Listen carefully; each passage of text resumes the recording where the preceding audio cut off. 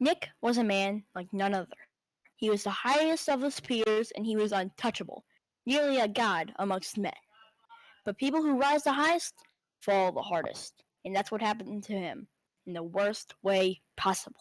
Jimmy, the stereotypical nerdy kid, looked like easy pickings for Nick, but oh, so how wrong he could be. He had given Jimmy his board, thinking he can embarrass him easily just by watching him mess up. But when Jimmy stood on that board and set off, the unbelievable happened. He soared high into the sky, looking the most majestical bird you could ever saw with your own two eyes. He gleamed so bright, he seemed brighter than the sun. His moves were so mesmerizing, so outstanding, not even the board could handle it. The neutron style. It broke in two, completely beyond repair. Nick could not believe it, embarrassed in front of everyone. By Jimmy! This had to be a dream, a fantasy, some other kind of reality. But not real. But it was real. So real. Everything went silent.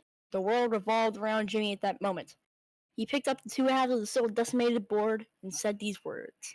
"Oh, how don't you get a board that can handle the neutron style?" Later, Nickorama. He was done. He was completely done.